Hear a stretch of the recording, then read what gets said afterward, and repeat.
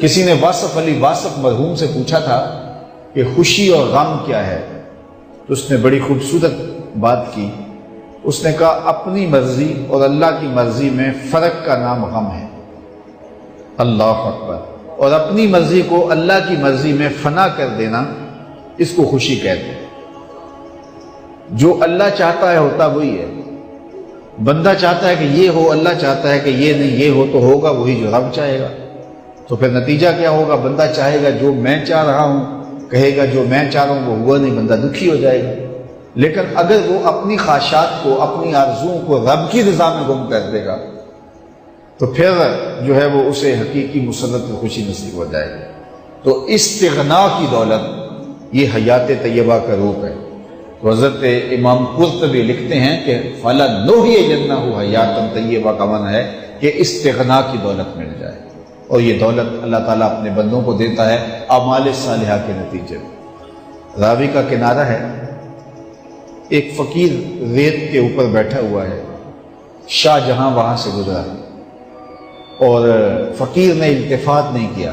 بادشاہ کے ساتھ خدام تھے، زرق برق پوشاکوں میں ملبوس نوکر تھے، پورے شاہی تم طراق کے ساتھ جا رہا تھا۔ تو فقیر نے التفات ہی نہیں کیا، توجہ ہی نہیں دی۔ بادشاہ کے دل میں بڑی بات آئی، وہ آ گیا فقیر کے پاس، رک گیا اور کہا کہ ایک بات تو بتاؤ، زندگی کیسے گزر رہی ہے؟ فقیر نے مسکرا کے کہا کچھ تیرے جیسی گزر رہی ہے، کچھ تیرے سے بہتر گزر رہی ہے۔ بادشاہ سمجھا کہ یہ مجھے پہچانتا نہیں ہے کہ میں کون ہوں، میری شخصیت کیا ہے، اسے کیا پتہ تخت و تاج کی زندگی کے کیا مزے ہیں، شاہی محلات کی آسودگیوں کا اسے کیا علم ہے۔ اس نے کہا مجھے جانتے ہو؟ کہا ہاں تم شاہ جہاں ہو، ہندوستان کے بادشاہ ہو۔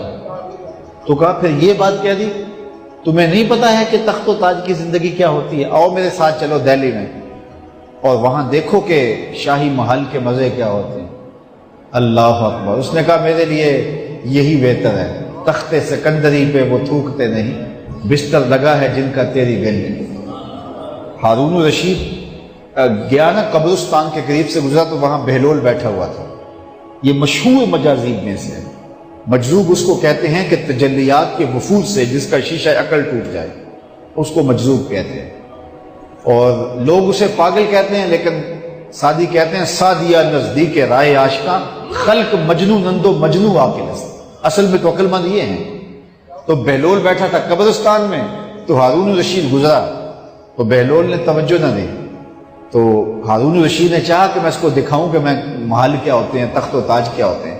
اس نے دعوت دی، بہلول آؤ نا ذرا بغداد میں، شہر کی رونقیں دیکھو، محلات کی زندگی دیکھو۔ تو حضرت بہلول نے جو جواب دیا بڑا خوبصورت تھا۔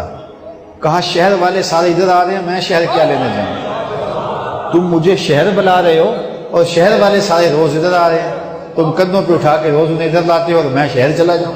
تو بادشاہ کی بولتی بند ہو گئی۔ تو کہا کہ بتاؤ، یہ تم نے جو کہا کہ کچھ زندگی تمہارے جیسی گزر رہی ہے، کچھ تم سے بہتر گزر رہی ہے، یہ بات میری سمجھ میں نہیں آئی۔